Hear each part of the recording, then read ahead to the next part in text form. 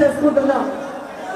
మీ అందరికీ తెలుసు జగన్మోహన్ రెడ్డి గారు ముఖ్యమంత్రిగా ఉన్నప్పుడు ప్రతి ఆఫీసులో, ప్రతి ఎమ్మెల్యే దగ్గర, ప్రతి మంత్రి దగ్గర మన పార్టీ మేనిఫెస్టోని పెట్టుకొని జగనన్న చెప్పిన ప్రతి వాగ్దానం ప్రతి కుటుంబంలో ఉండే అర్హులైన అందరికీ అందే విధంగా చేశాం. కానీ కూటమి ప్రభుత్వంలో ఈరోజు వారి మేనిఫెస్టో వారే మర్చిపోయి ఈ కార్యక్రమాన్ని మనం స్టార్ట్ చేశామని వాళ్ళు కూడా కాపీ క్యాట్ లాగా తొలి అడుగు అంటే తప్పటడుగులు వేసుకుంటూ ఈరోజు కార్యక్రమాన్ని స్టార్ట్ చేయడం మీ అందరూ కూడా చూశారు. మనం వెళ్ళినట్టుగా ప్రజలకు వెళ్ళి ప్రతి ఇంటి ముందర మేము మీకు ఇది చెప్పాం, ఇది చేశాం అని చెప్పే దమ్ము ధైర్యం ఉందని అడుగుతున్నా.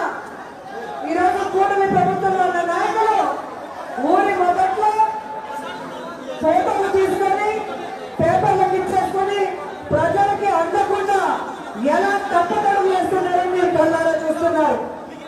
అలాంటి వాళ్ళకి నేను చెప్తున్నా, ఈరోజు మీరు ప్రజలను మోసం చేస్తే ఊరుకునేందుకు ఈ పక్కన ఉన్నది లోకేష్ కాదు. ఈరోజు మీటింగ్ పెడితే 50 మందే రావాలి, 500 మందే రావాలి అని చెప్తే ఈ పక్కన ఉన్నది లోకేష్ పార్టీ కాదు. అలాగే ఎవరైనా ఒక రైతుకు సమస్య వచ్చినా, ఒక మహిళకు సమస్య వచ్చినా, ఒక విద్యార్థికి సమస్య వచ్చినా ఎవరు కూడా మీటింగ్ రాకూడదు అని చెప్పి బెదిరిస్తే ఆగిపోయడానికి ఇక్కడ ఉన్నది తెలుగుదేశం పార్టీ జనసేన నాయకులు కాదు, ఈ పక్క ఉన్నది సీఎం జగన్మోహన్ రెడ్డి అన్న విషయాన్ని గుర్తు పెట్టుకోవాలని సందర్భంగా తెలియజేసుకుంటున్నారు. జగనన్న వచ్చినా, జగనన్న పార్టీలో ఉన్నా, మేము వచ్చినా ఈరోజు ఐజీ నుంచి కింద కానిస్టేబుల్ వరకు ఏ విధంగా విలేజ్లో కట్టడి చేయాలని చూస్తున్నారు. బైకుల్లో వచ్చే వాళ్ళని కొడుతున్నారు, గ్రామాల్లో పిల్లల్ని బెదిరిస్తున్నారు. ఈరోజు ఫ్లెక్సీలన్నీ తీసేస్తూ ఈరోజు ఒక పొలిటికల్ పార్టీలో కార్యకర్తల్లాగా పోలీసులు పనిచేయడం చూస్తుంటే చాలా సిగ్గుచేటని కూడా సందర్భంగా తెలియజేసుకుంటున్నారు. పోలీసులు లా అండ్ ఆర్డర్ కాపాడడానికి పనిచేయాలి. పోలీసులు ఆడపిల్ల మీద అత్యాచారాలు జరగకుండా ఉండేలాగా చూసుకోవాలి. పోలీసులు పేదవాళ్ళ భూములు దొంగలు పెద్దదారులు లాక్కోకుండా ఉండేలాగా చూసుకోవాలి.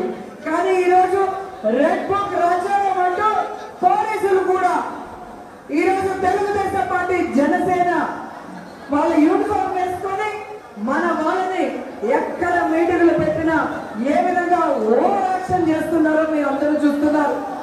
అందుకే వాళ్ళకి చెప్తున్నాను, ఈవీఎంల వల్ల గెలిచిన మీకు ఇన్ని ఎక్స్ట్రా అవసరమా? ఇలాగే ఎగిరెగిరి పడితే జనం ఎవరికి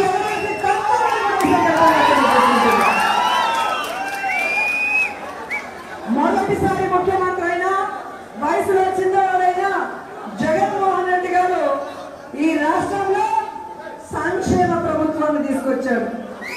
అనుభవం ఉంది, విషయం ఉంది, విస్తరణ కట్టుందని చెప్పుకున్న చంద్రబాబు నాయుడు సంక్షేమాన్ని అందిస్తానని ఈ రోజు అధికారంలోకి వచ్చాక సంక్షేమాన్ని మనకు అందిస్తున్నారు.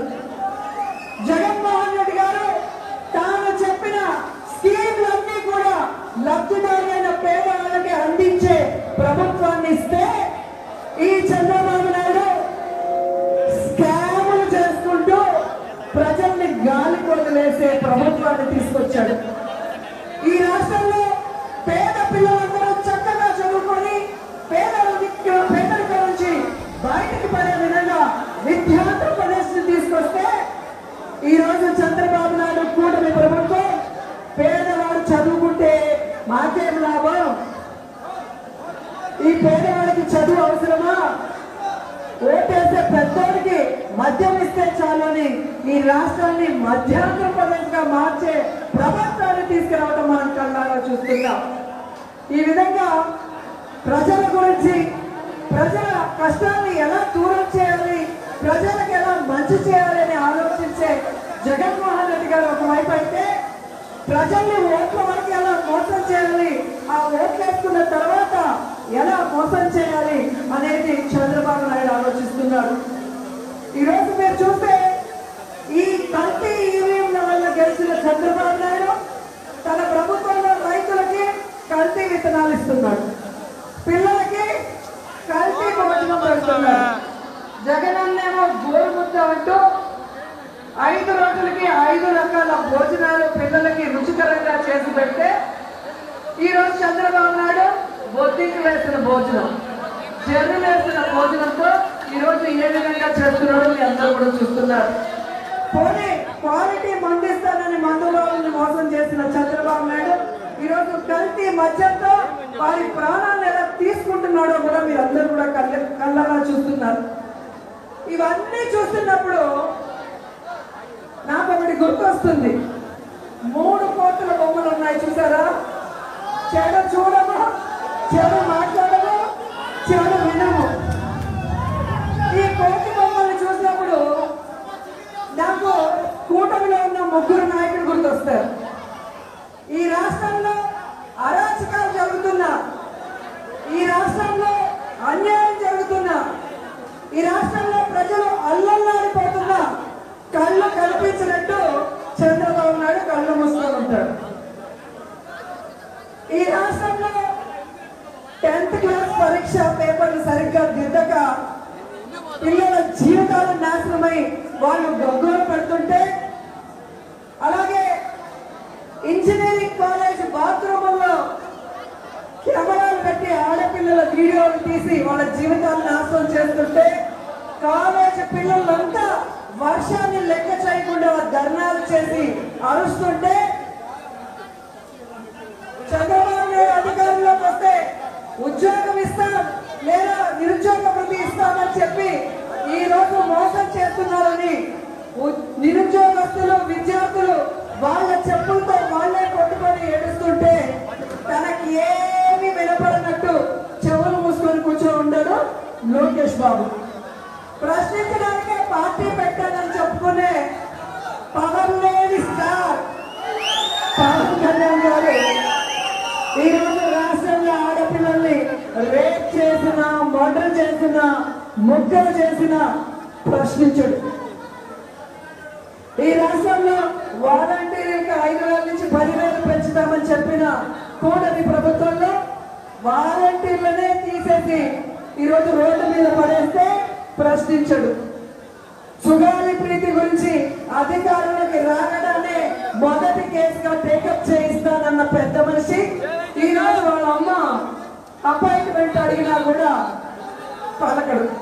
అంటే తనకేమీ పట్టనట్టు నోరు మూసుకొని కూర్చుంటారు. ఈ ముగ్గురిని చూస్తుంటే ఈ 3 కోట్ల వ్యవహారమే గుర్తొస్తుంది. నిజంగా ఎంత బాధాకరమైన సార్ మీరు ఆలోచించండి.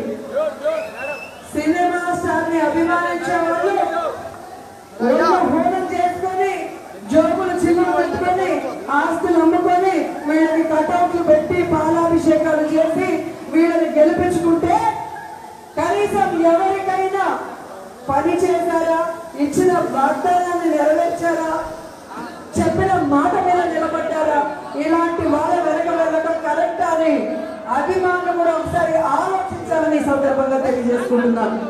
ఎందుకంటే మేనిఫెస్టోని అనౌన్స్ చేసేటప్పుడు చంద్రబాబు నాయుడు, పవన్ కళ్యాణ్ గారు ఇద్దరు కూడా మేనిఫెస్టోని పట్టుకున్నారు.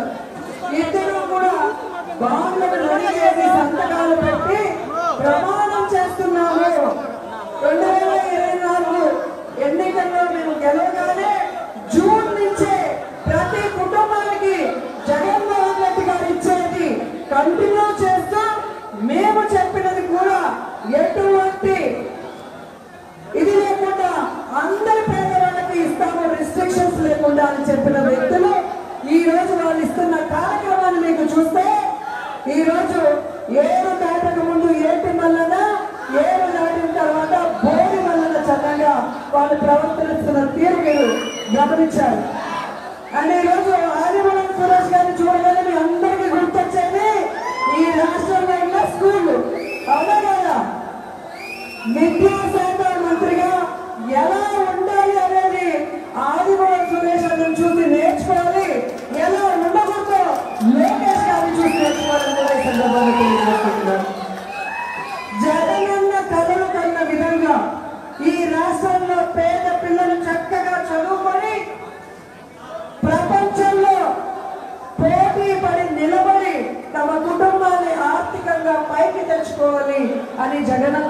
అన్న విధంగా అమ్మ ఒడితో ప్రారంభించి స్కూల్స్ నాడు నేడు కింద రెనోవేట్ చేసి వాళ్ళకి చక్కటి జగనన్న కోరుకుందతో పౌష్టికమైన ఆహారం ఇస్తూ చదువుకోవడానికి మంచి బుక్స్ విత్ డిక్షనరీతో ఇస్తూ గౌరవమైన ఒక స్కూల్ యూనిఫామ్ తో ముఖ్యంగా ఆడపిల్లల కోసం రన్నింగ్ ట్యాప్స్ ఉన్న బాత్రూమ్స్ కట్టించి ఈరోజు స్కూల్స్ ని ఏ విధంగా రెనోవేట్ చేయించి ఒక చక్కటి చదువును అందించి చిన్న పిల్లలు